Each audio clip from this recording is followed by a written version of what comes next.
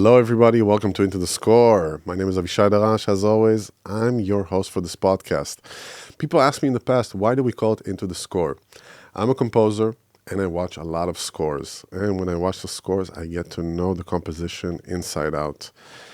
And since this podcast is happening, I got a chance to know and to actually get into the score of very interesting people. So that's why it's called Into the Score, for you that asked that question there at home, watching us. Anyway, today I have with me here a very interesting person that I would love to have a conversation with and get to know her.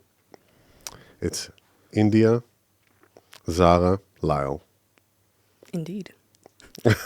That's what they tell me. That's what they tell you. Yeah. So tell me, India, take me from the beginning, please. Your story. From the beginning. Well, you talked about a score. When writing a score, where would one start? Yeah. You want to start with the melody? With the melody. Or you want to start with the beat? Electronic music, where I come from. I feel the beat, the bass line, they're a steady undercurrent that carry. The melody is the song that sets the different flavors and colors like a painting. Mine starts, I think,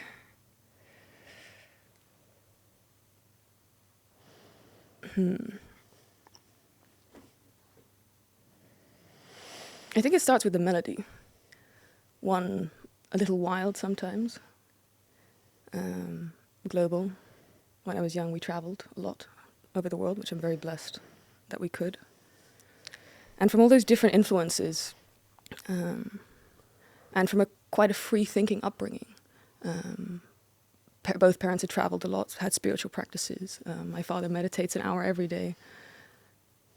Being allowed to see from a very young age, I think, certain things that other people maybe only discover later on in life when they choose their own path. To me, I got to grow up with these free thoughts. And I think that created the foundation for later on artistic seeds to sprout and bloom. Yeah. So that's it? That's from the beginning? I don't know. Is there a beginning? Truly. You're born in Amsterdam, right? Yes. Okay, so take me from there. Made in India. Made in India. Okay. You were made in India when you were born in Amsterdam. Yeah. Okay. Because you said you're coming from like a family of, they traveled a lot, spiritual practices. Yeah. How did you experience that as a kid from a young age? To me, it was, of course, as a kid, that's what you know and it's normal. I think only later on I could maybe reflect on it and understand that it was maybe a bit unusual. But as a kid, I think it was great. I loved seeing all these different places and things. I liked also as a kid very much to be taken seriously. I hated, even when I was 5 and somebody do like a baby voice, I was annoyed at them. But my parents, if I was 5 and I'd ask them what is the meaning of life, they wouldn't say, that comes later. They'd give me a real answer. Plus adding, but you have to find your own answer to this. And not imposing what their answer may have been. So that was from a very young age, as you can remember. Yeah. Okay, that's interesting. Like, how did it manifest for you in that sense? Like looking for your own answer, not necessarily having an answer imposed on you? I think it maybe in a curiosity to the world, in an openness to many things. Later also maybe a bit too much thinking, or like the questioning everything can go a little far and bring you to darker places. Give me an example. Of a darker place? No, give me an example of with a smile like this. It's hard for me to imagine. Yeah, but it's show business. It's show business. If you haven't been a part of show business, you don't know how many scumbags are there. Yes. No, an example. Because you're saying basically about overthinking, right? Yeah. You're talking about that. Yeah, so basically, overthinking, you're getting into a spiral. Then it gets to a darker place, or I think when you start questioning the world around you, you can have the same question but interpret it differently. You can go into, I don't know, maybe a sort of a nihilistic thought in which we can't prove religion, we can't prove certain philosophies. They may all exist. Maybe I'm a bit agnostic in that sense. But in the end, maybe there is no purpose, or there is no true importance or meaning. Now, from a less healthy space of mind, you can take that in. There is no meaning. What's the point of even living? To take it to the deepest end. Right. When you switch that, it can be the thing that sets you free. It can be, okay, I don't know the meaning. In the end, everything is constructed and arbitrary to an extent. So I can play, this is my playground. I can let go of everyone. I can let go of all the restrictions and social expectations and these things that we get stuck in our head, and be the joker, the jester that plays around in life and does whatever, because you're unshackled to an extent. Yeah, and it's interesting because comedy and tragedy are so intertwined. You know, it's just a thing of perspective. Definitely. In that sense, you know, I have a lot of stories, if I think of my life, where now I can laugh about it, but back then when it happened, it was horrendous that it happened. You know, now it's like, oh my God, can you believe that this happened? And just laughing about it. Yeah. Back then, it seemed like the world was ending. And it's interesting what you said also about nihilism, which actually puts us in perspective of things, of like putting so much weight on meaning, putting weight and meaning on something, and then realizing that, okay, it didn't actually pan out like I wanted it to pan out.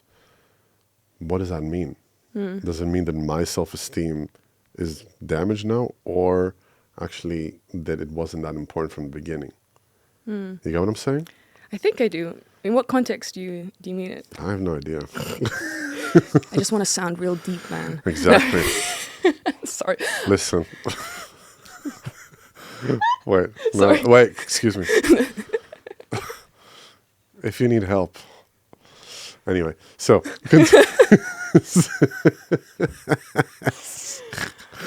that's the British side. That's my dad. I like that. I like the dryness. I like the I had to dryness. fend for myself against the British humor. And then my Wow, mom's British German. humor is awesome. British Yes, humor. I think so Oh too. my God, I remember, you know, I was just telling the sketch that I saw the other day that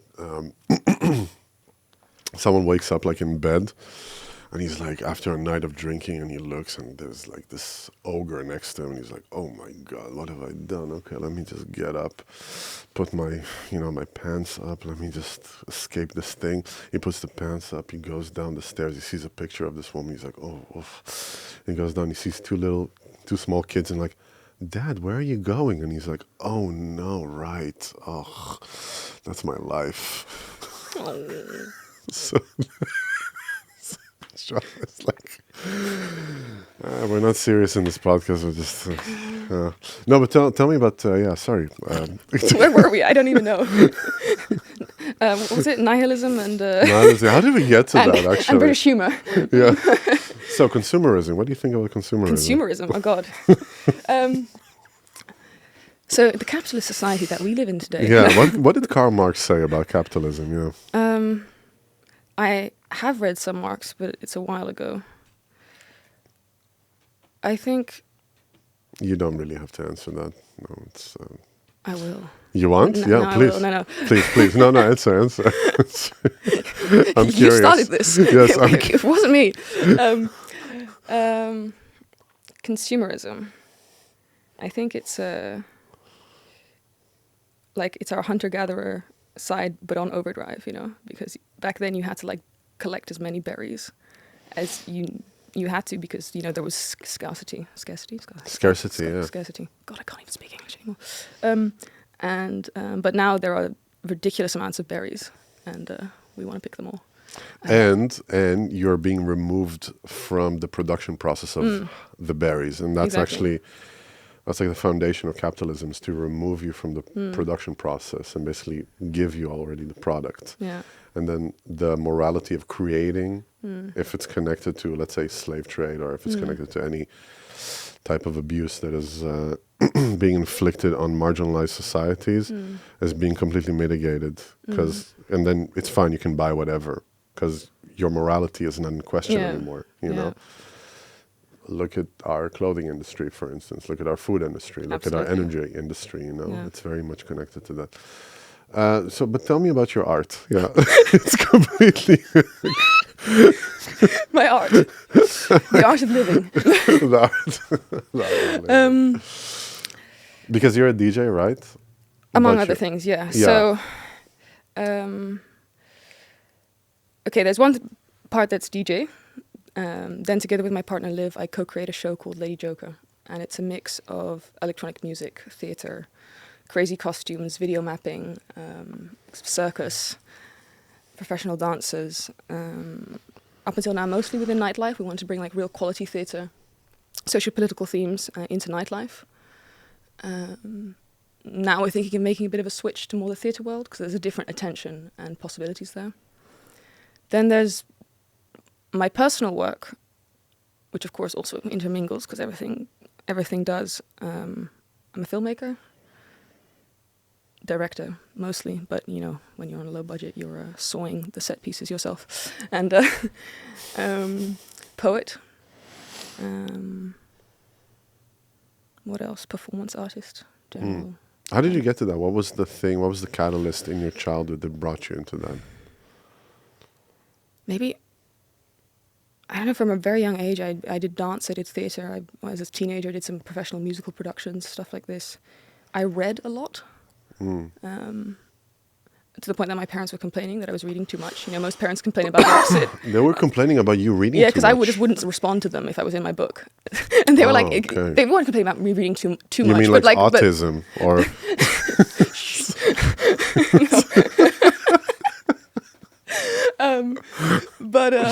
I don't care. Yeah, say no.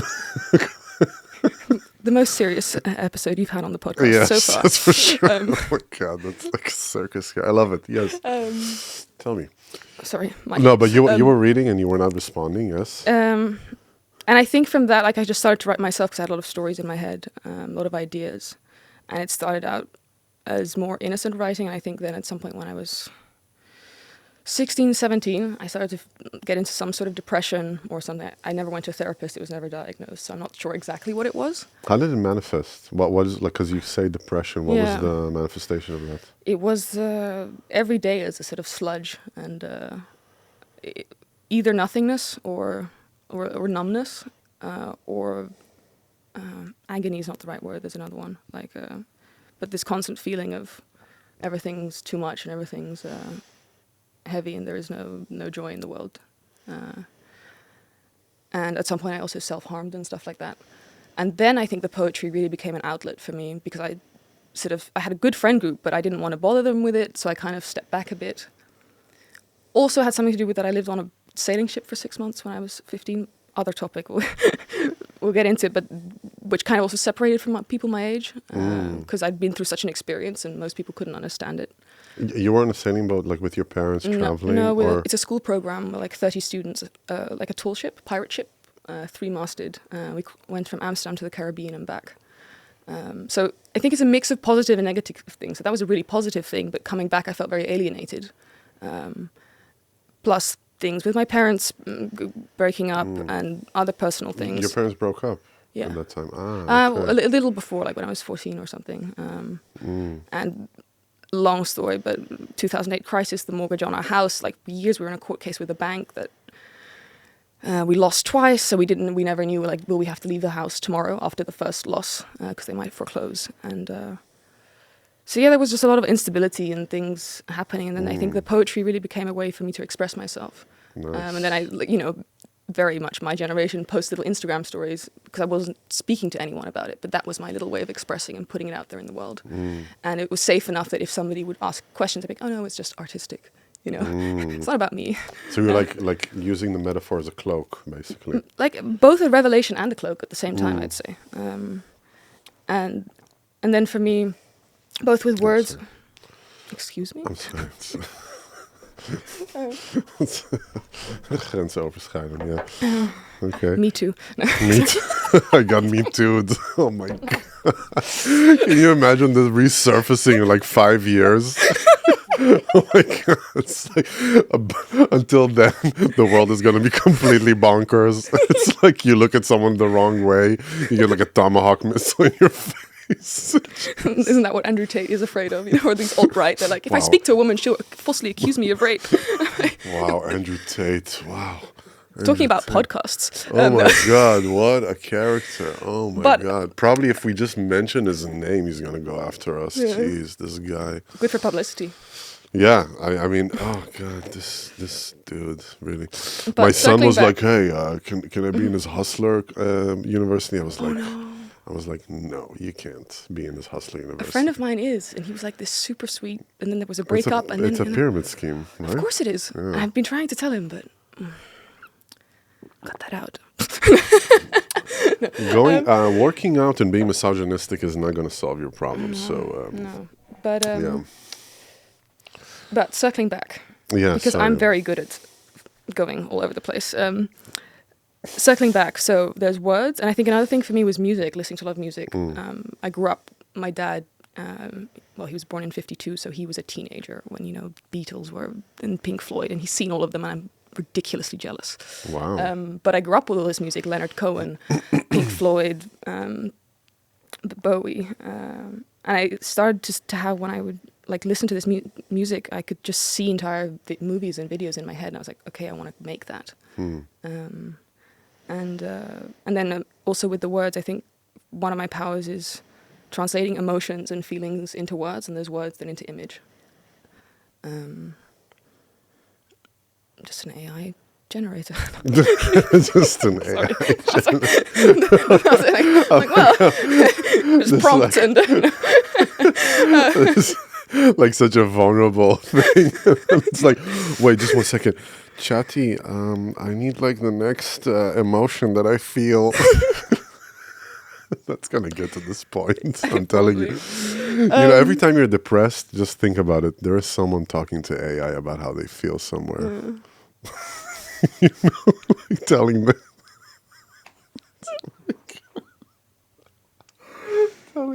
Writing a prompt. Oh my God. so the prompts in my brain. Yes, sorry. Am I hosting the podcast or you, or what's going on? I don't know what is going on here. Yes. No.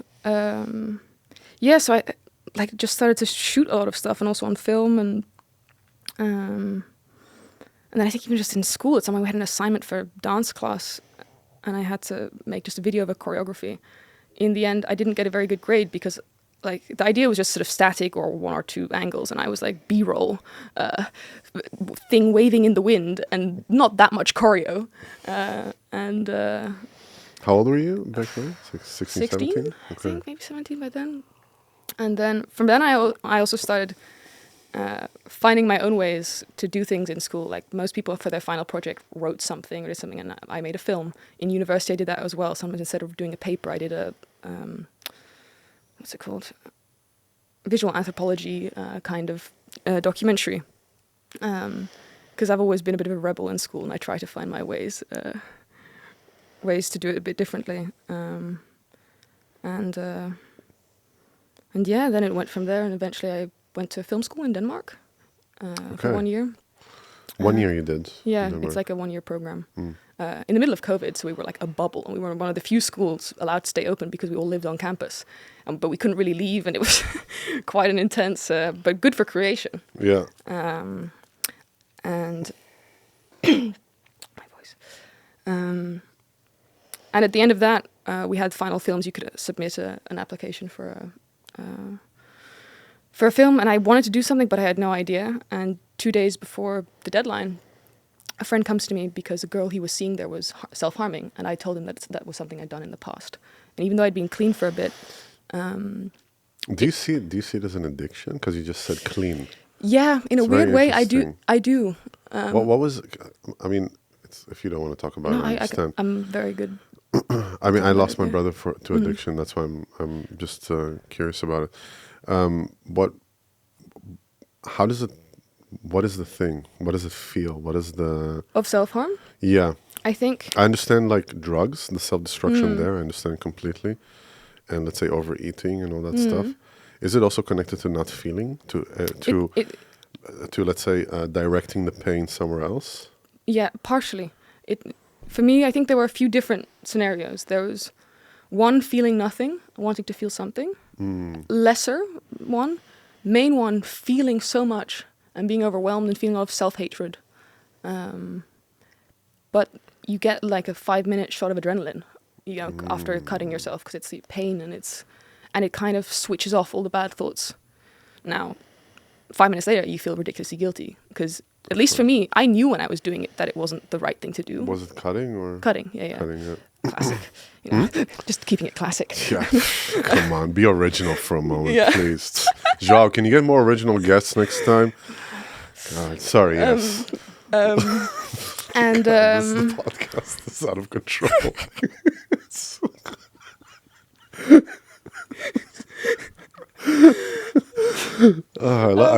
You're an amazing sport. Like, it's amazing. Thank you for like rolling with the punches. In a second, I'm gonna get a shovel and dig a grave. But yes, tell me more.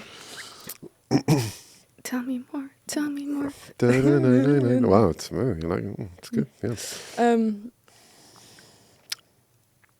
And then there was a third scenario, but yeah, I think it's this sort of 5 minutes of release. And in the beginning, I think I did it, in moments of deep despair. I had despair. That's the word I was looking for.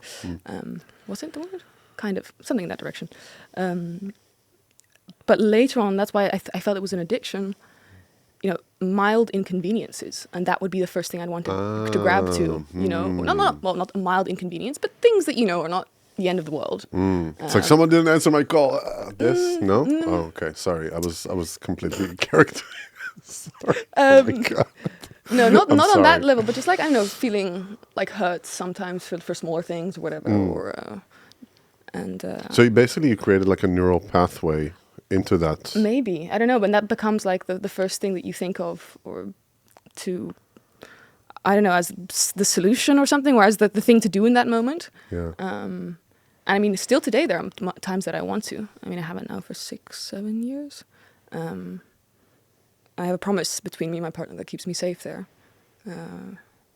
I hate it in the moment, because then I'm like, fuck, because I'm very loyal to my promises. Maybe a little autistic in that sense again. Like, I'm very like, if I made it, and we keep each other safe, because she has her own stuff with it. So if I were to break the promise, that gives her an entryway to also break her side of the promise, which I really would never want to happen. So it's we manipulate each other into being better. and being better. Hey, if it works, it works. If it works, it works. Yeah. Exactly. And it's funny, like any other substance, or even like cigarettes, I can smoke them full on for a few months and stop, like no issue. Other things, never gotten too far down the rabbit hole. The cutting, somehow that was the thing that for me, that's why it felt like this addiction, like that I couldn't. When was it made known to your family? If at all. I mean, is it the first time? No. Whoa, okay. No, like 2 years after I made the film about it, okay. I showed them the film. Because I was like, and they even went to like film festivals and stuff, and they still hadn't seen it. And I was there like,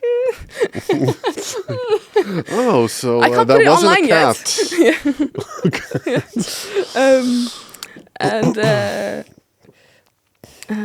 But, like, what I'm interested about is, like, if you say, because you said that your dad is meditating an hour a day, they have spiritual practices, they didn't give you any tools in that sense that were like, maybe you were raised into it, yogic practices, things to calm down your nervous system? Not directly things to calm down my nervous system, but I did yoga from a very young age, and I'd sit next to my dad in like a Buddha position and not really knowing what I'm doing, but when I was very, very young. But no, in that sense. And also I think there was a lot of turmoil. I'd say like the first 10 years of my life were beautiful and stable in many ways. And then like from teenagehood, a lot went wrong.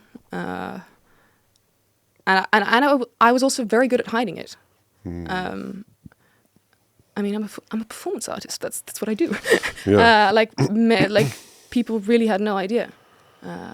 Wow. Like some people at school start to slowly notice, but of course, kids your age see a lot more than your parents do. It's very easy to hide stuff from your parents. Absolutely. I think they knew like that. Especially if they went through a divorce and this whole drama and like court cases. Yeah. It's a lot of financial trouble with it and stuff. So I think there was just. I can just imagine like the turmoil that your parents were in. That like for them? Maybe, did you feel also responsible not to tell them because it would put them into more? No, actually more of a maybe a bit, like slightly selfish reason. Because I know the second people know you have something, they watch you. Like I had a friend that had an eating disorder, which I also dabbled in a bit, but Yeah, it's fun. I had it also. Yeah. We all had it. Yeah. Yeah. Not interesting. I was raw vegan, and it's an eating disorder. This is an eating disorder. You can say what you want. It's an eating disorder. The whole day you're sitting and thinking like, "Oh, what can I eat?" and this and that, and then you isolate yourself. But did from you weigh people. yourself multiple times a day though? No, no. I was win. more focused on being virtuous and better than others. Oh. And then now I look at pictures of myself from 10 years ago. I'm like, you had problems. Yes, I was like 15 kilos less than what I am now. Yes, Damn. it did not look good. No, I was like this. Sorry, continue. What was I talking about? Eating disorder, and then No, you were saying basically that you had it. You were hiding it from your Yeah, so parents, I think and some people from school could see that. Actually. yeah. Oh yeah. So why I didn't tell people also? Like there was like with my friends, I also really didn't want to burden them. But I also like there was one friend of mine that went through this quite intense eating disorder, and of course the second she told it to us, which I was very happy that she did. At the same time, you're always kind of checking: did she eat lunch? Did she not? You know, is out of care, but yeah. people start to watch you. Yeah, and I knew that the exactly. second that I admit to something, people are going to start to watch, and I didn't want that. Yeah. I didn't want to be constantly like worried about like from a more selfish perspective rather than from theirs, maybe. Yeah, of course. It's not nice to be watched. Yeah. It's not nice to be watched. Also from just a place of like potential panic, potential worry. Yeah. To be like helicopter Exactly. view of Yeah. like, it's not nice. Yeah, it's not Yeah. nice. And did you seek treatment to that? And like, how did you? Not really. I mean, the eating disorder ended when I got more depressed because it's a lot of energy to keep up an eating disorder, and when you're depressed, you don't have that energy. So it's kind of like I just didn't, you know, because you're thinking about food and obsessing about what. So that I didn't have the energy to do that. I think I don't know when I stopped school and then I met my partner or then partners. We were with 3 of us together in a relationship for quite a while. Throuple. A throuple, yeah. With working together, living together, making art together. Quite a journey. Wow, 3 like women. 3 Yeah. women. And then I think because I just started to go into a completely different. Then like I suddenly became a DJ very randomly and quickly, and got into this whole performance thing. It kind of sort of lifted for a bit, I think. I just started to feel a lot better. The last year and a half, actually, like a lot came back in differently, and then I went to therapy. But before then, I'd never been to therapy or, yeah. But now I am. So. When you say it started to get lifted, was it because either you were distracted or you found purpose? What was the? Maybe, I'm not sure. I mean, I found love. Love helps. A very good and healthy love. And yeah, I think part of where I felt trapped in school or in certain things, of course, then I was like out of home, like almost immediately. And I was busy in this new, exciting artistic world. Bit of the rock and roll lifestyle, being in different places in the world, making art, playing. And I think it was just exciting and maybe also a bit of this sort of avoiding, but I don't really know. Aren't we all just avoiding something?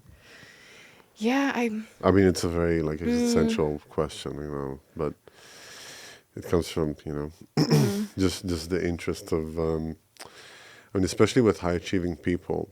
I mean, I know it for myself is that I was pursuing something and then I got the things I wanted and I was like, oh, I still feel the same.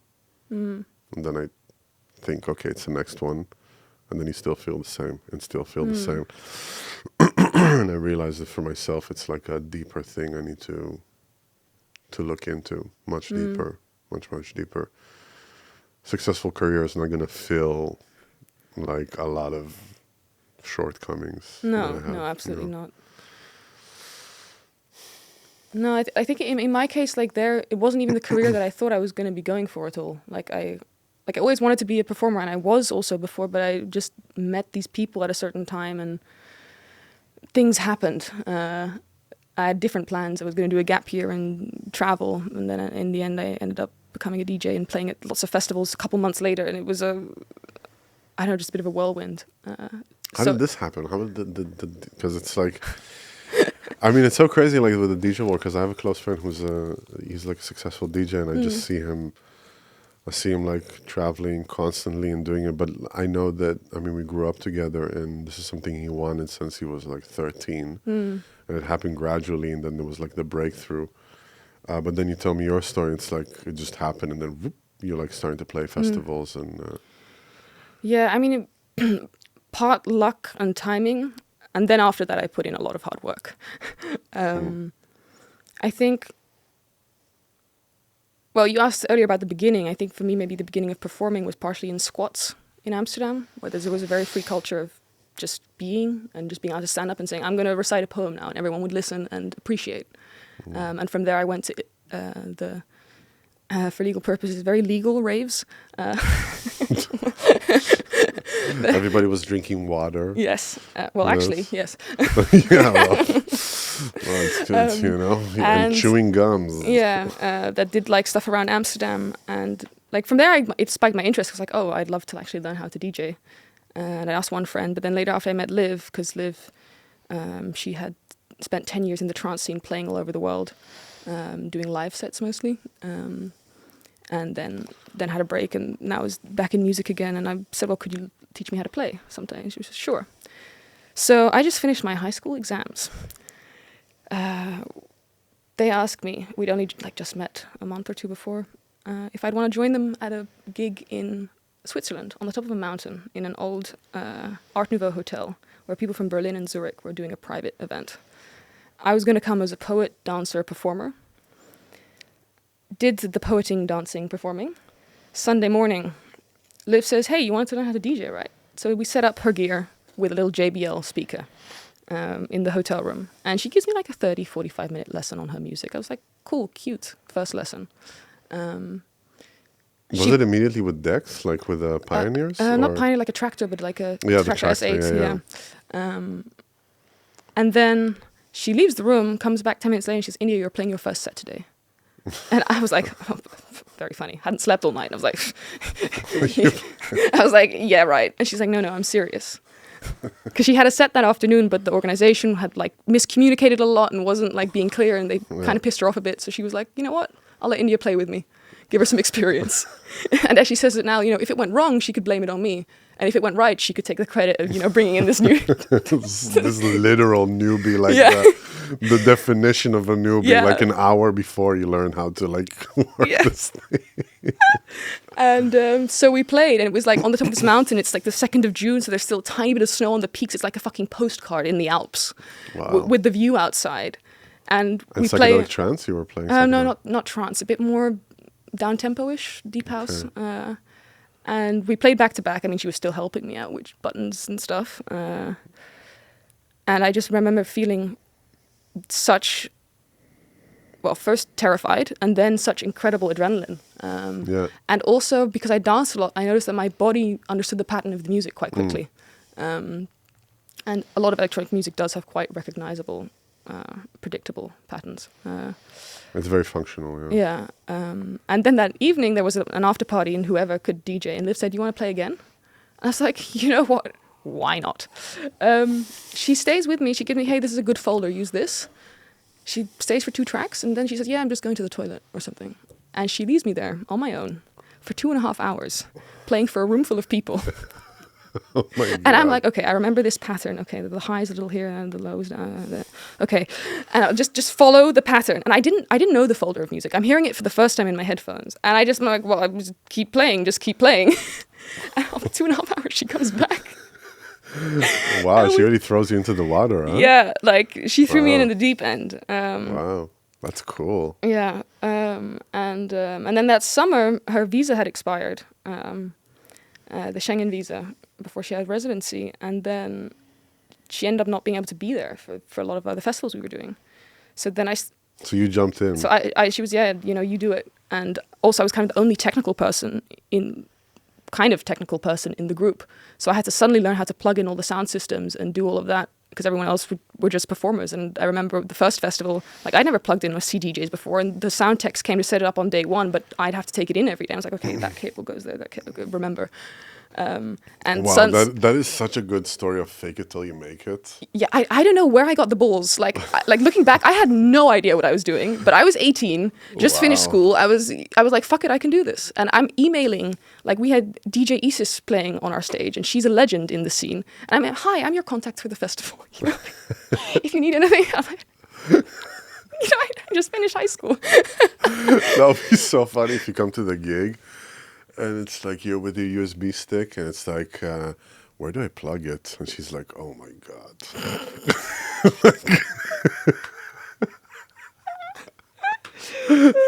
Can you imagine? And so anyway, like that summer it was like Wildeburg, Lowlands. Damn. Wow. Other stuff, like mix of performance and DJing. But like Wildeburg, I know we had our own stage there, so 3 days. Like one DJ was sick, whatever, so I ended up jumping in. I think I played a total of 15 hours, like in separate sets over the weekend. And then it just sort of moved on from there. And like I've definitely, like listening back to the sets of then, of course, I would do a lot better now. But it somehow it worked out. And yeah, because I saw you did the Gardens of Babylon also, yeah, right? last year. Yeah, Yeah, cool. Yeah. Yeah, I went to a really nice party. A friend of mine was playing there with Sebastian. You know Sebastian Leger? Or? Yeah, like Roy Rosenfeld was playing. So it was a great party. I like the lineup, like this type of party. It's really nice. So wow, you really like jumped to the deep end and yeah, I really did it, huh? Yeah. Nice. Yeah, and it's been. I think also like a lot of people didn't even know I was 18. I don't think like the festival organizers, because I was like communicating with their head of production, and I took that role on myself. And how did it feel, all of this? Oh, it was exciting. It felt good. Yeah. And I could handle a lot, like until like a year and a half ago when I crashed a bit. But I was. What happened a year and a half ago? Tell me about the crash. The crash. Success, it's not interesting. No one engages with success. We want to see drama and so short failure. recap, the preface. Preface, yeah. Preface to the crash is, okay, this start, then study in Denmark, then I'm studying in Maastricht, so I'm doing an honors degree, a liberal arts and sciences in Maastricht, full-time, but I'm also running the show back here in Amsterdam, so I'm traveling every week. I'm writing my papers backstage because I could have written them a week earlier, but you know, who does that? You know, it's like exam 8 a.m., then get into the car, go to a festival. And it was... And for a long time, I was like, I can handle this. And everyone's like, how are you doing it? It's easy, you know? And my brain, like, I could just... I didn't even need the production schedules often. I just knew, okay, that's happening that time. And I could... I'm producing the stage, I'm DJing myself, I'm performing as well as a dancer, and I've got university going on. Then I went to Tokyo for 5 months. Incredible experience. I come back. What did you do in Tokyo? I was studying there at Waseda University. They have very cool DJ bar culture. These very small, with vintage sound systems, and people really love the music and play vinyl very well. But I think it probably already started before Tokyo because we had a crazy production of summers. summer productions. We produce summers. Oh, yeah. Needed here in the Netherlands. And it's like 4 days, yeah. And like where we had two, like a Mysteryland festival hosting a stage there, and then on another festival doing a full like show with 20 people in it in the same weekend and the same day. Break it down with no sleep, get on the flight to San Francisco to be at Burning Man, and then after being in like 2 different time zones there, come back, have 5 days to pack all my shit and go to Tokyo. But then I think, you know, Tokyo was exciting and new and fun enough. But when I came back, literally, I think within like an hour of me getting back home, like my brain just, like it was, my brain just stopped functioning in a way that I know extreme physical exhaustion. I know running productions on no sleep. Yeah. But when your mind is strong, you can push through all that. But that was the first time, like, Laura came to give me a gift because I was home and I couldn't handle opening it. Like, just the thought of it was just complete, like, overload, and I couldn't deal with anything. So you burnt out, basically. I think so. And that like lasted a few days, and I was terrified because I came back and it was the time I was supposed to start writing my thesis and everything. I was like, fuck, how am I going to do this? Luckily, that kind of subsided. But after that, I was just in this constant sort of state of anxiety. Everything was too much. Like, I'm someone, things are burning, production goes wrong. Okay, guys, cool, we'll fix it, you know, no problem. Now I had like one famous incident where I overboiled a mocha pot. And usually I'd be like, okay, make a new one. I screamed, you know, I had a complete mental breakdown over that, over the tiniest things. Also, like my poor partner, like, I was screaming at her as well. And I just became this sort of irrational, completely oversensitive creature. Yeah. It sounds like your nervous system was... completely you had a nervous overloaded. breakdown.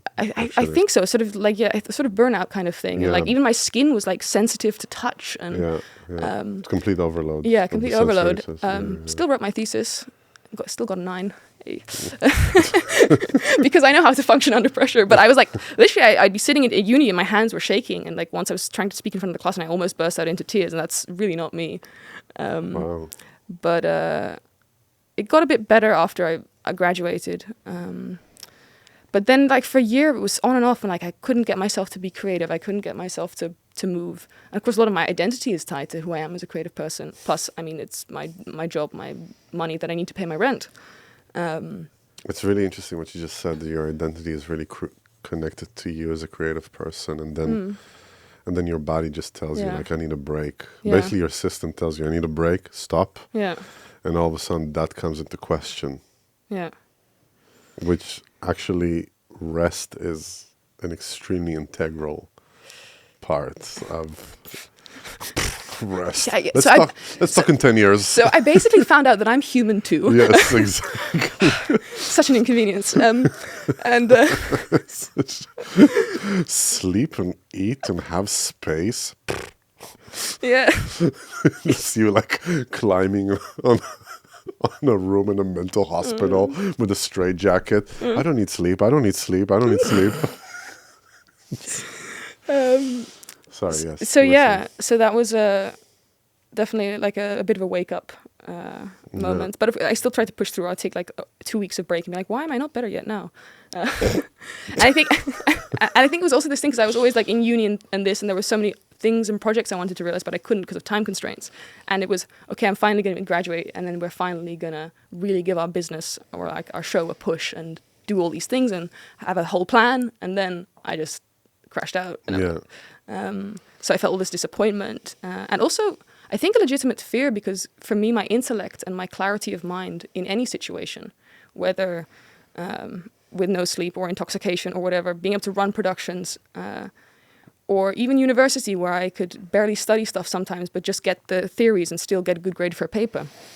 That's what I relied on to get me through everything. And suddenly I felt that one thing was, you know, I couldn't remember. I was forgetting stuff. I was freaking out so easily, and it was such a... Do you want some water? I was like, am I going to ever get it back? Yes, please. And I was like, what do I do if I'm, what if this is forever? It's like that LSD trip that doesn't end. Yeah. Is it going to be like this forever? The first one, is it going to be like this forever? And then when it ends, you're like, oh, can it continue? Sorry, I never did it. Me neither. Yeah. I heard from people. Yes. Mm-hmm. A friend told me. Yeah, yes. This guy Hoffman, like we go for a walk once in a while. Exactly. Yeah, you know him too?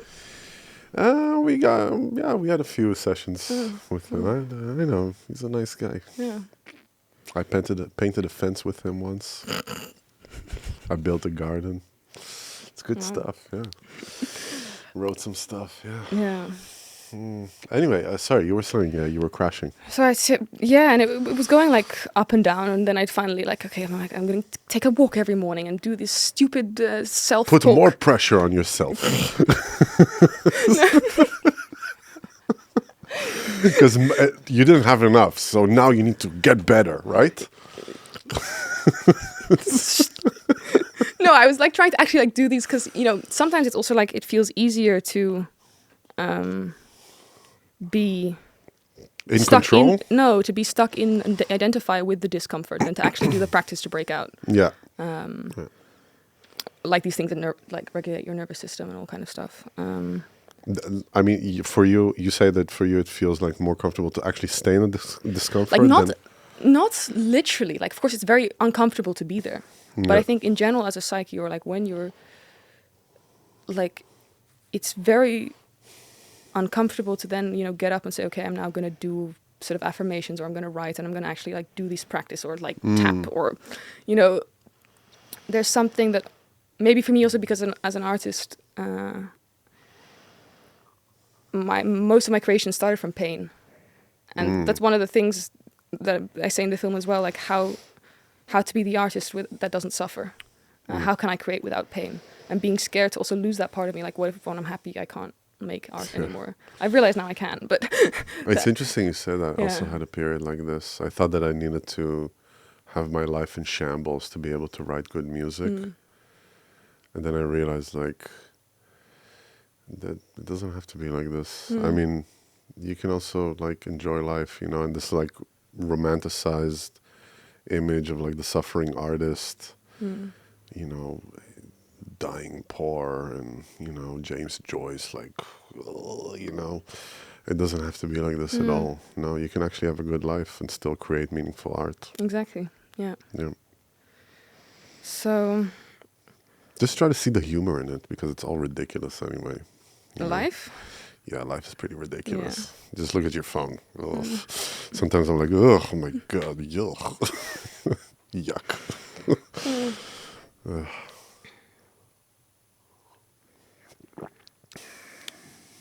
So where were we? No, so you were saying, so basically you start to do these practices, like Yeah. basically to for self-care in that sense. Yeah, I was trying, and then like I'd be a bit better for a bit, but then something would happen, and I'd crash again. Like what would happen? Like something from like Sometimes like something external, commitment? sometimes just Commitment would come your way, or like what was it? no, I don't know. Sometimes just a bad day, or sometimes I don't know, some stuff between me and other people, but I just felt like I kept thinking, okay, now I'm finally getting out of it, and then it would go down again, and I was like, okay, got it. Okay, now it's been 6 months. Okay, now it's been a year. Oh, can't we? I think only in the last 2 months or 3, I kind of have myself back again, and that's a relief.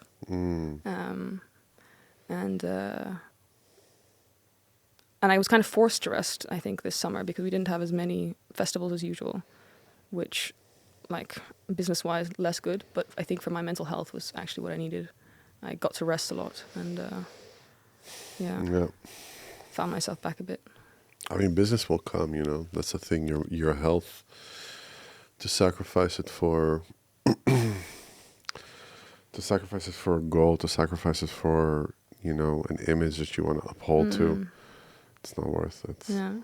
I can say that someone that sacrificed a lot to achieve things, and then it's like, I remember things started to change for me when I was up in my room writing arrangements for the orchestra, and I was like listening to my wife and my kid like playing downstairs, and I know that I have 30 hours in front of me of writing still, and I'm missing these moments right now that will never return. Yeah. And I was like, I can't continue doing this. This is like, it's only bringing me like stress and anger, and then really these questions of, why am I doing this? For what am I doing this?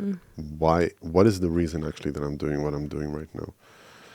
And a lot of it was narcissistic, selfish, needs, to be appreciated, to be seen, to be validated, to feel that I have status and power. To overcompensate things that I didn't get as a kid. But I mean, we all want to be seen, don't we? Depends how. Yeah. Depends how. Yeah. It really depends how. I think also, I mean, I don't know. Of course, I've never given like a DJ set. I don't know how it feels. I did play in front of thousands of people, and I saw the projection of how people project on me, and it's very intoxicating.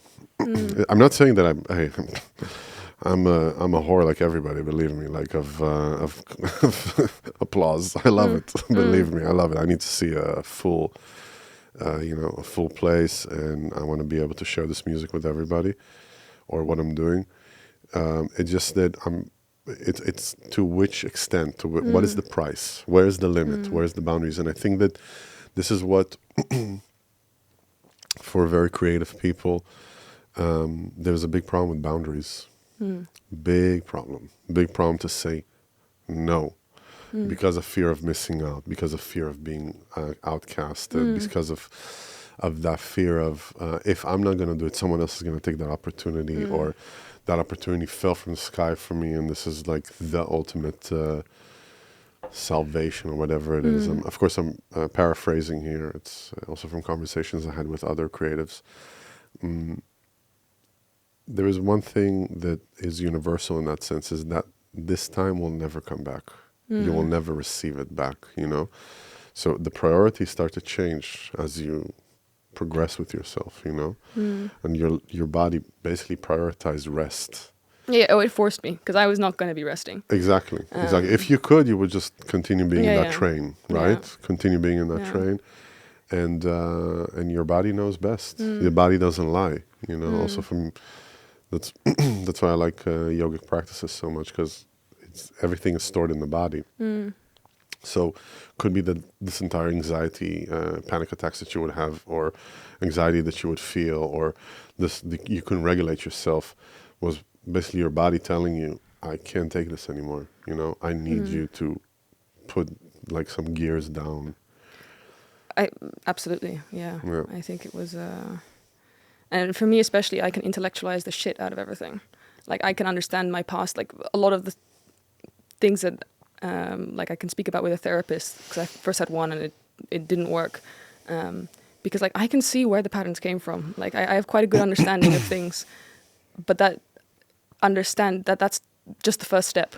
And for me, so much is stored in the body. Like I can have panic attacks where my body is freaking out and incredibly tense, but in my mind I'm like, everything's fine.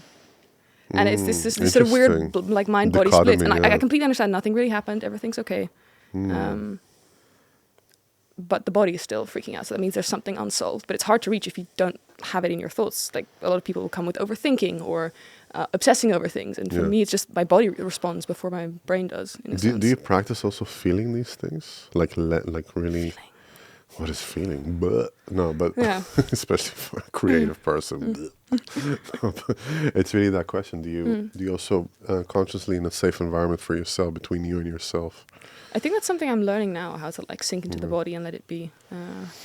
And and to sit with the discomfort or to acknowledge the feelings. Like they were always there, and I didn't necessarily try to cover it up or too much, but learning to really like sit with the feeling and saying it's okay, you know, I feel like shit right now, and that's okay. It's interesting. I mean, this is something we talked a lot about, not in this podcast now today, but in this space here. It's about relationships, and not necessarily relationship between person and person. It's more relationship between two objects of your psyche, between your mind and your body. So it's an interesting relationship to look at in that sense, because what you're saying basically is you're very heady, but then when it gets manifested in the body, it's hard for you to it's hard for the mind to signal you that this is what is happening, but you're still still being manifested in your body. So that's an interesting relationship to investigate and explore. Definitely, I think that's also why I'm dancing a lot more now, because that forces me to be in the moment and to be very present with my body.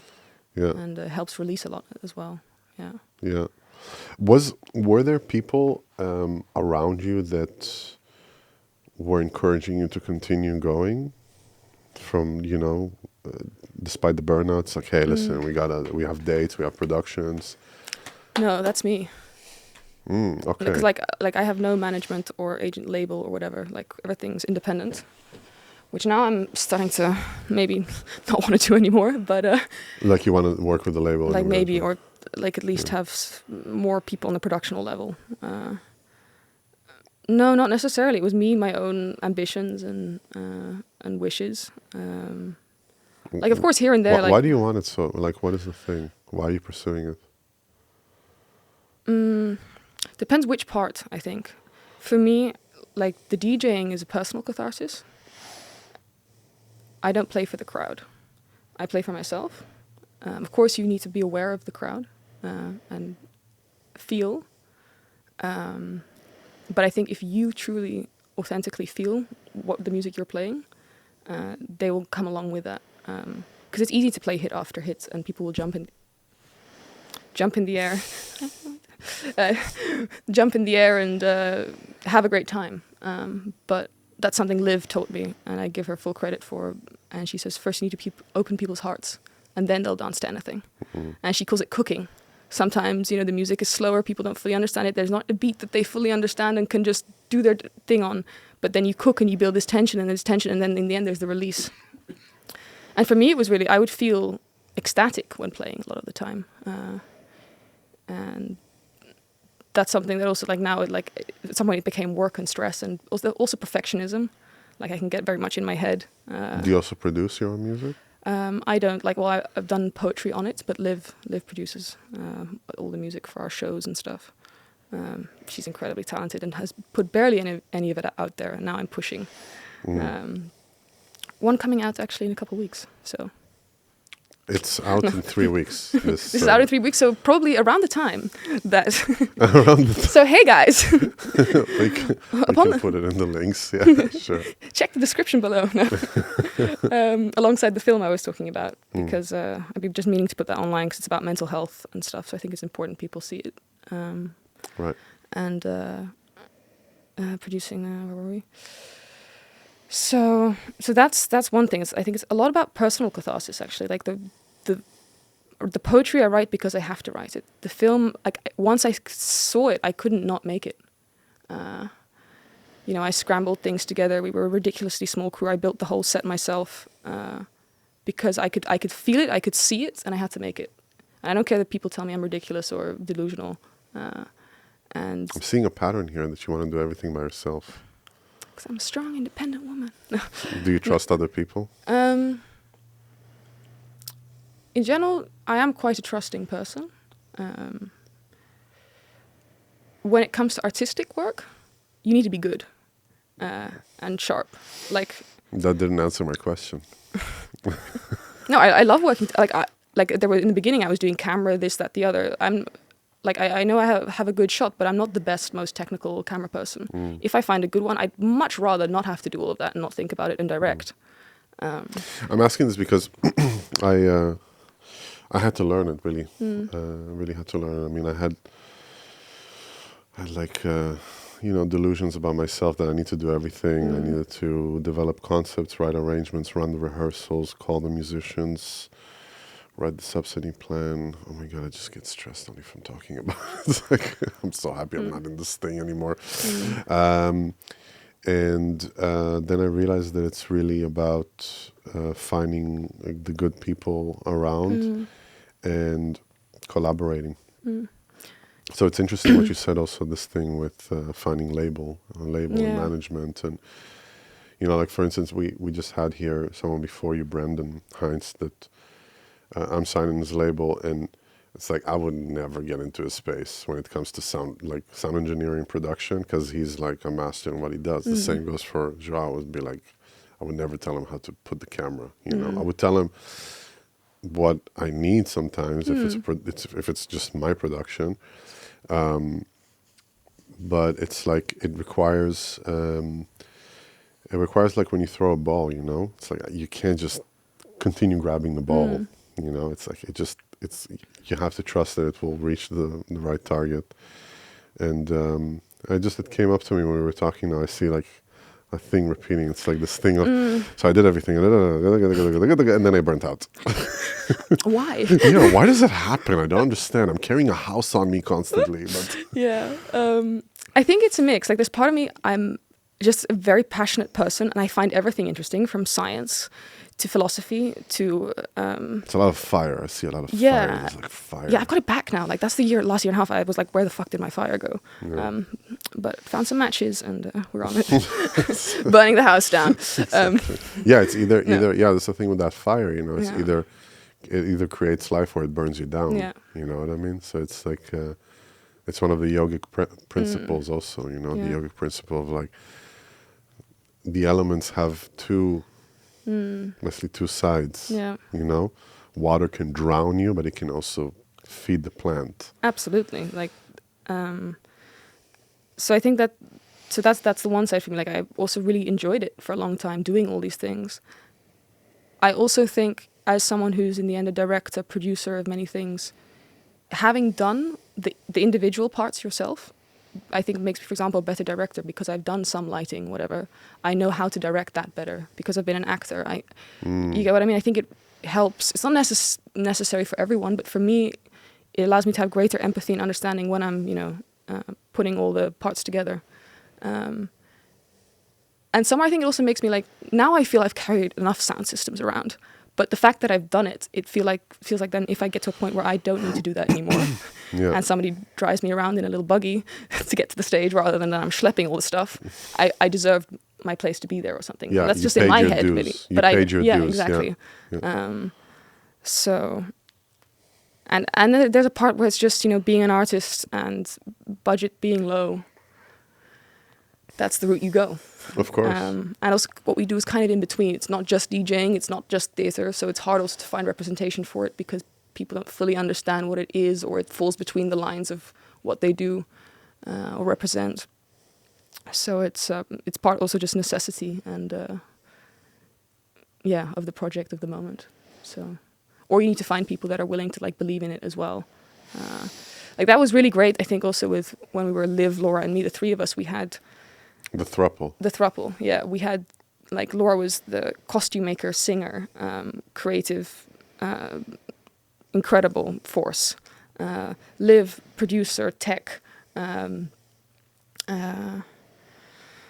Anything sound, video mapping, and then I was production on the side of the events. I was doing poetry, performance, script writing. So we had these sort of semi-overlapping but complementary forces, and that worked very well.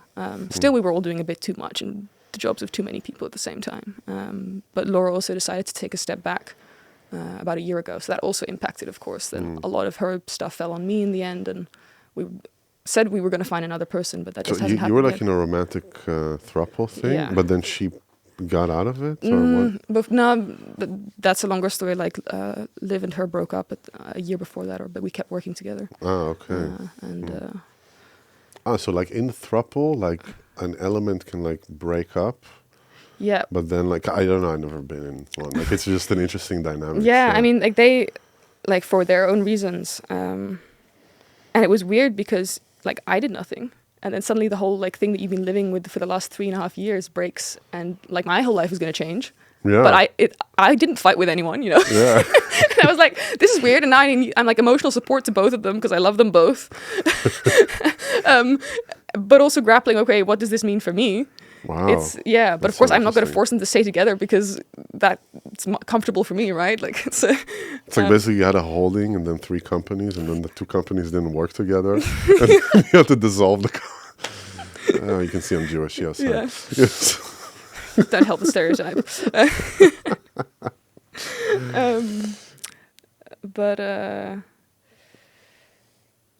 That was a whole. But many things worked there incredibly, like just the creativity between us and the force of the force that we had. And what is how is it looking for you in the future? What is happening now? What are you busy with? What am I busy with? Except for recovering and finding yourself again, your fire. And on the side of very important. Yeah, because without the rest of it doesn't really function. No.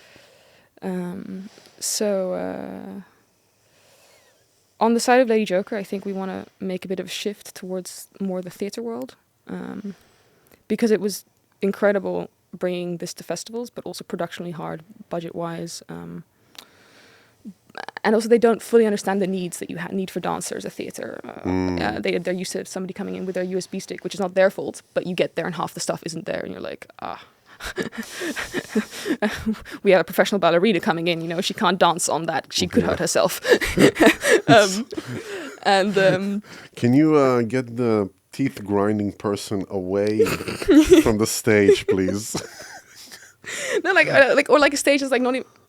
again, not even like fully level, you know, and with like, you know, wood that's rough with splinters, and we end up having to find some like a fake grass mat because we had no time to like put over it, because you need a ballet floor, this like PVC dance floor. Okay. And I'm getting a clearer image now. Wow, that's that's theater. Yeah. That's theater. So like we've also done a lot of interactive stuff. So it really depends a bit on the gig, but we want to move more towards that. You know, writing art grants, these kinds of things.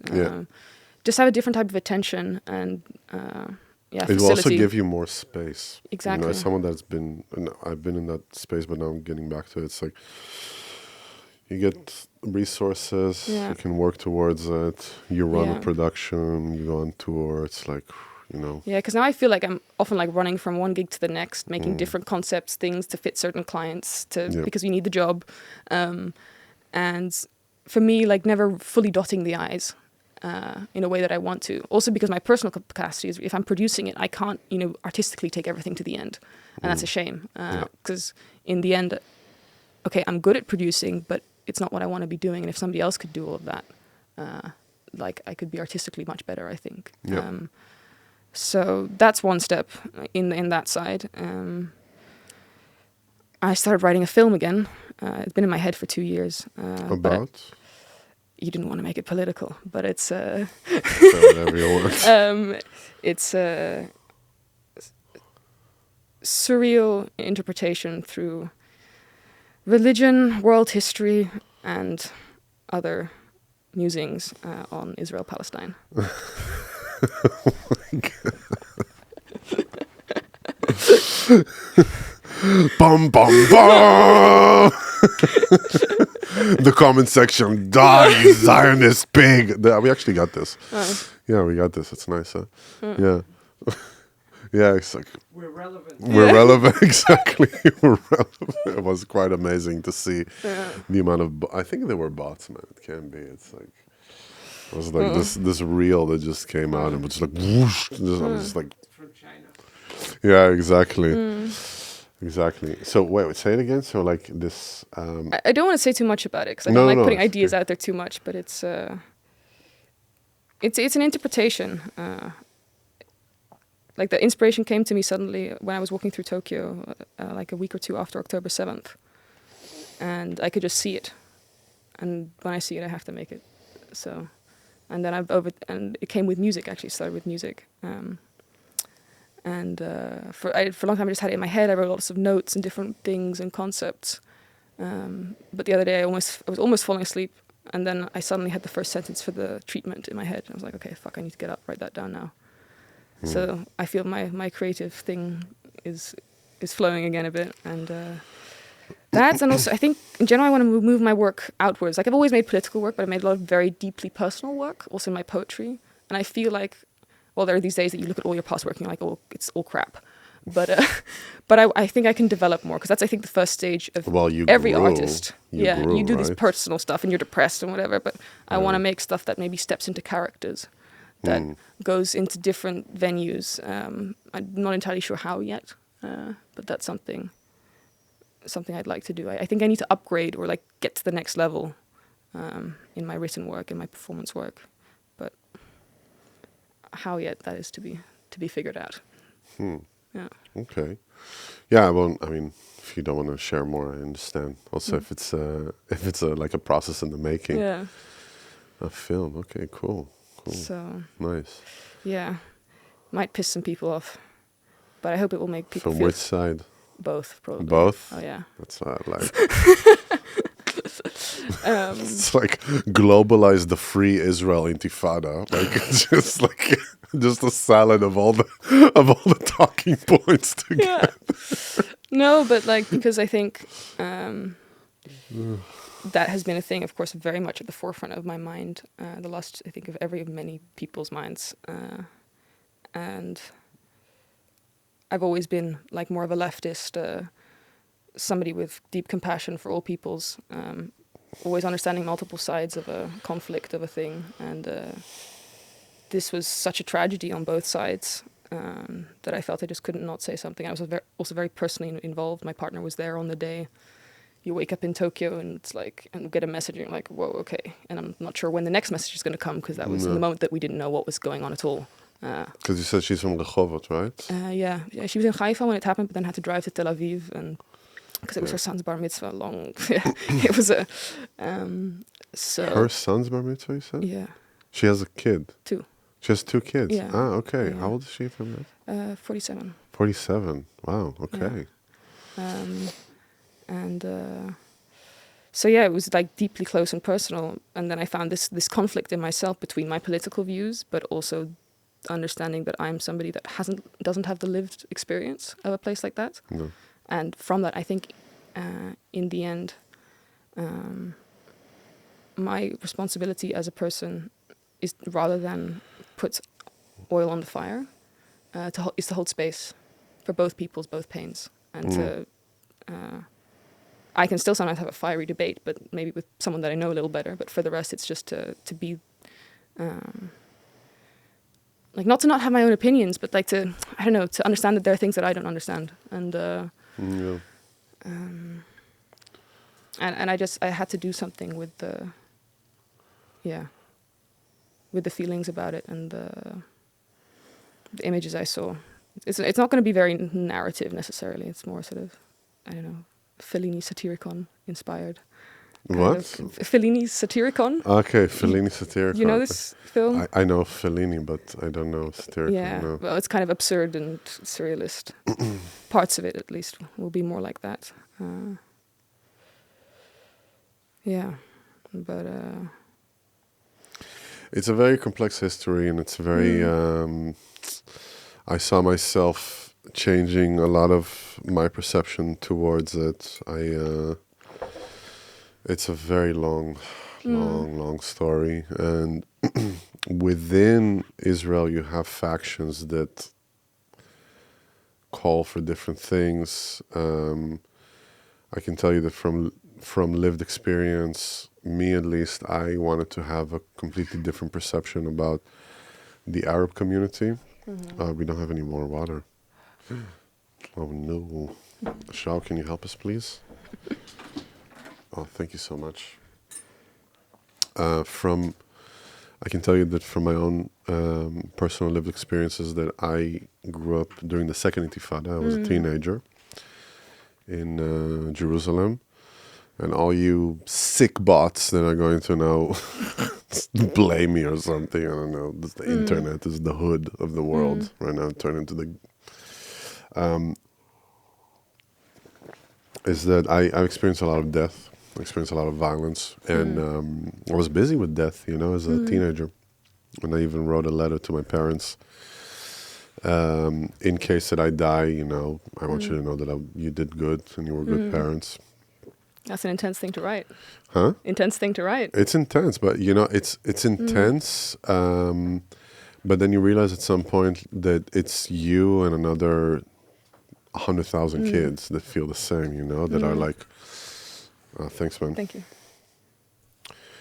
Then in the end, you feel like, thanks, man. It's you and another 100,000 kids that feel the same, and it's something that is not normal to be busy with that. You are powerless in front of the situation. You want it to stop. You just want it to stop. You want to live a normal life, especially if you go with your parents to like Europe for a trip, and you're like, oh my God, so like people just live differently here. Teenage years are very formative years. It's years where your brain is developing, your self-esteem, your ego is developing. And when there is this constant threat or this feeling of like lack of safety, it affects and reverberates into generations to come. And I wanted to have a different narrative, so I left Israel in 2009 and I moved first to New York and then I came to the Netherlands to study. And funny enough, I got embedded really deeply in the Arabic scene here, in the Moroccan scene. And I started to work a lot in Arabic music and Moroccan music, predominantly Moroccan music, but like the umbrella of Arabic music in that sense. And after October 7th, the thing that surprised me the most is the level of anti-Semitism that I saw. That was really like, it was almost like, I thought, as I'm talking now about the Jewish nation, I thought that after the Holocaust we paid our dues. You know, it was like, okay, you know, that amount of people died, like there's a karmic debt that has been paid to generations to come. And then it just like flared up completely, you know? And and again, this is like a personal story of mine. It doesn't mean that this is the ultimate truth. Everybody has their own truth and their own experience. The thing that happened was realizing that we're still being blamed for certain things. And there's a lot of propaganda, a lot of false narratives, and connected also to the Arabic narratives, Muslim narratives, because I could see both of them happening at the same time, coming from the work that I was doing. And all of a sudden I was like, oh, wait a second, it's always been there, actually. It just, it waited to get directed. Again, this is not a thing of being victim and perpetrator. It's really just facts on the ground. There are a lot of people that are suffering from the situation that it's not in their control. Just not in their control. They can say nothing about it. I can tell you that a few days ago, I mean, now that this podcast will come out, it's a few weeks from now, there was a platform of freelance musicians platform for freelance muzici, you know, they decided to host an event of culturele boycott Israel. And I was like, and it's like, should we or should we not? And I'm like, and they were kind of like, and I spoke to someone about it, and I said, what, are you serious? Like, you would boycott me? And she said, oh, you should come to the meeting and talk. And I was like, you think that I would come to the meeting and talk about why I should be treated like a normal human being? Yeah. This is insane. You're getting money from the government also to do that. This is absolutely bonkers that you think that this is okay. And I sent it to some people, and the whole Jewish Israeli community just fell on them. Of course. I mean, I understand their intentions. I understand. Like, they wanted to have like an open gesprek. It's really, really important how you brand things. You could have called the event culturele boycott. Ja of niet. That's it. Yeah. If you put Israel in it, the amount of trauma that people have experienced when it comes to being isolated, segregated, ridiculed, demonized in the last 2 years, especially for Jewish Israeli people living in diaspora, living outside of Israel, was so traumatic that it's just like we get flared up. This is how trauma works. You get activated. Israel is losing the media war. It's losing it completely. There is no... But it depends. Like, something that I've observed a lot is like there'll be a post about something, and somehow my algorithm knows I'm somewhere in the middle, so I get comments from both sides filtered to me, and like the pro-Israelis are all saying this is such a pro-Palestinian thing paid for by Qatar, and then all the pro-Palestinians are saying this is an Israelia and I'm plant, and I'm like, paid by AIPAC. like, no, both of them are not happy with the thing, and I'm like, no, but this is the problem. Yeah. This is the problem, is that it doesn't matter. Like, this is the first time ever. This is like going to be podcast 43 or something. I think it's the first time that I'm ever talking about it like this, like really sharing my opinions about it so openly, because I'm so careful, because it's just such a ground of polarization. We got into a moment of complete tribalism here. Complete tribalism. Like, I see there is no more centralized, it's no more centric opinions. It's just either Zionist, all should die, and that's another interesting thing. There is no more anti-Semitism, there's anti-Zionism, which is a very interesting, like, fabricated concept, you know. What is Zionism? You know, like, we can talk about it forever. But then there's like this whole anti-Muslim, Islamophobia, all that stuff that is just like ramping up. And there is, they don't want something in the middle because it means then that we have to talk. Our brains love simplicity. You good, he bad. You Yeah. know, it's like on the most primal sense. You know, because complexity takes time to self-reflect. It takes time to, to understand things. And it's easy when there's a sort of simple answer presented to you. Yeah. And yeah, one thing I also wanted to say about cultural boycott. That's one thing. Like, I do understand the situation in history. Like, I don't know, more economic boycotts have worked. Whatever, even though we can speak about how they can also sometimes badly affect actually the ones that you do support. But culturally, if it's a country where you as an artist will not be sent to prison for saying something on stage, go there, say what you want to say. You have a fucking voice. Yeah. If you're super pro-Palestinian, go do a concert in Tel Aviv, go make one in Ramallah, you can actually and do say that. whatever you want. You can actually do that. Maybe you'll change someone's mind. Like, don't, like, okay, there are some countries where it might, like, endanger your life or whatever. But I mean, even, like, Lady Gaga went to Russia and did this thing where she, like, they told her not to say the whole, like, gay, bi, whatever thing in a lyric in a song. Okay. And she, because they would arrest her otherwise. And she did it anyway. Of course, she's a huge superstar, so can get away with it. But because, you know, first of all, governments are not their people, step one. But you have a voice. Why? And what is it going to help to not do your concert there? I just don't get it. Like, it's not even that. Yeah.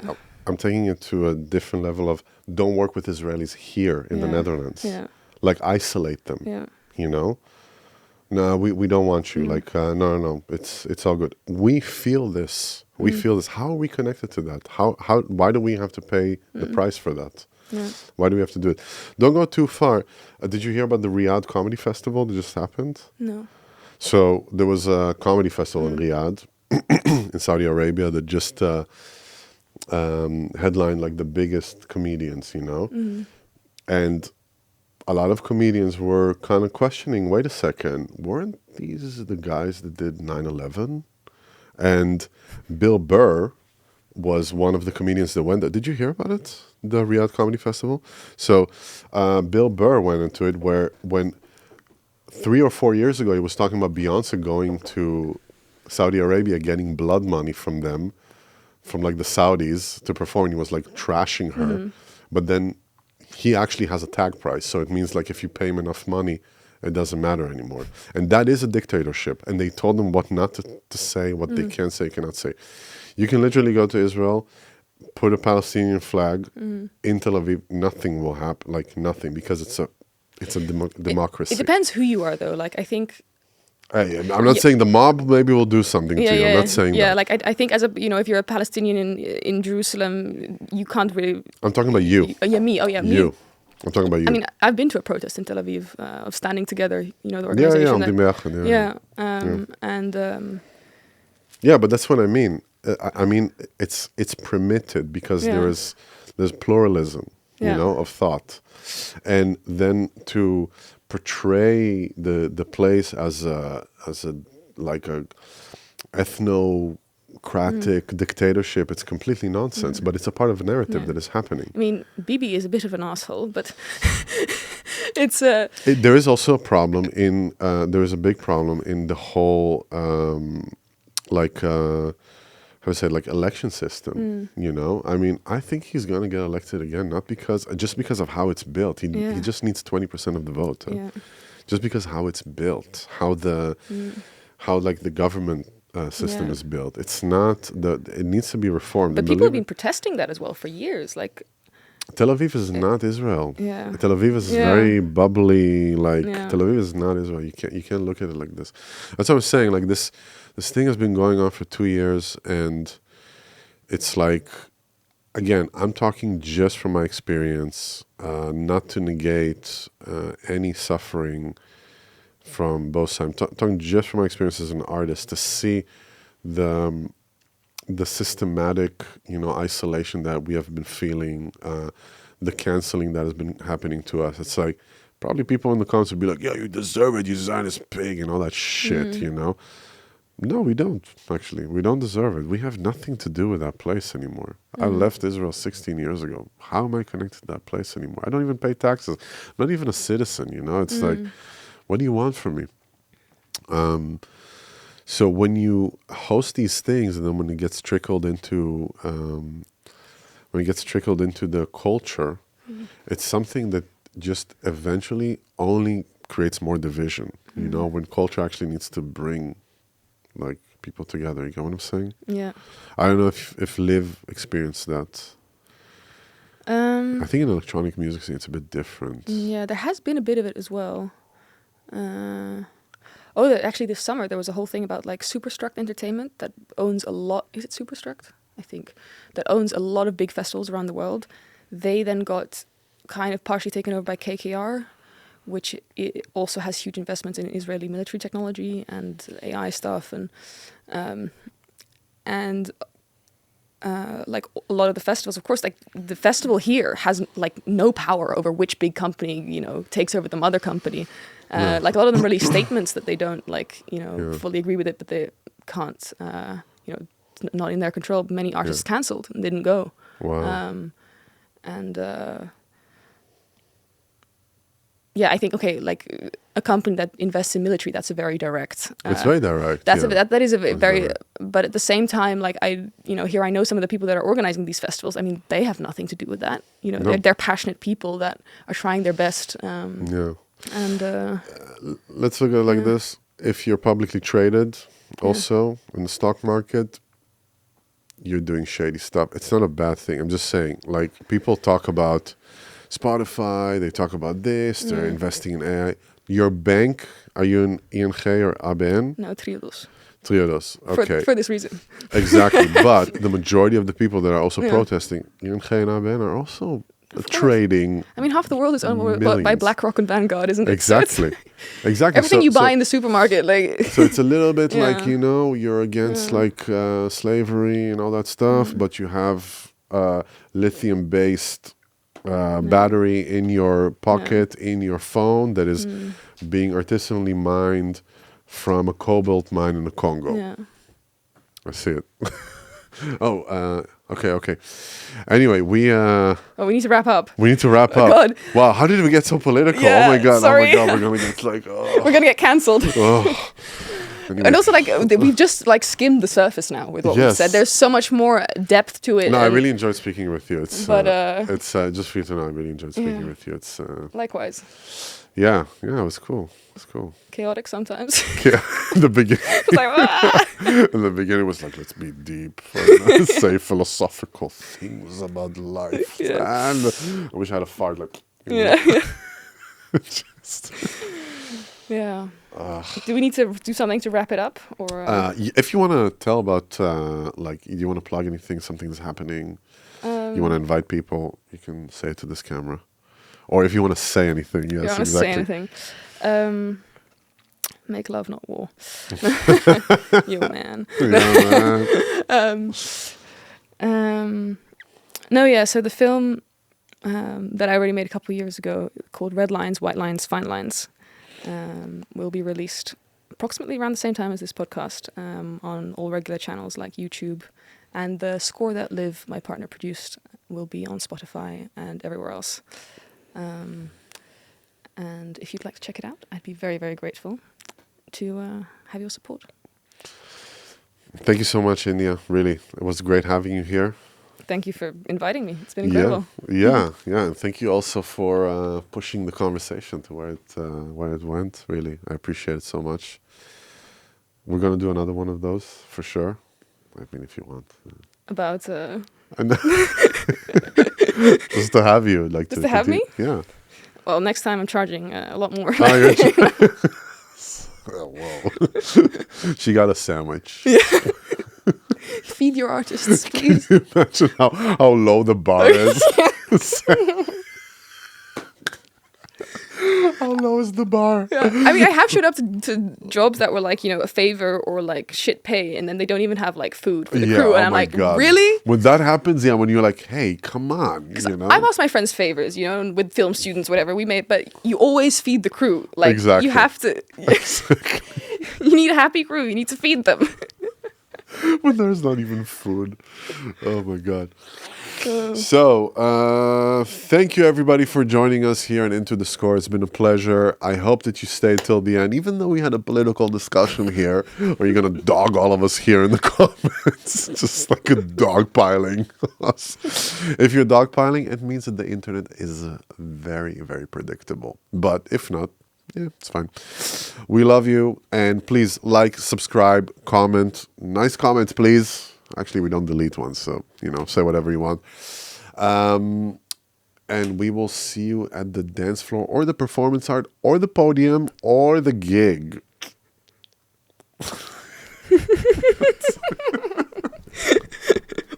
and and this.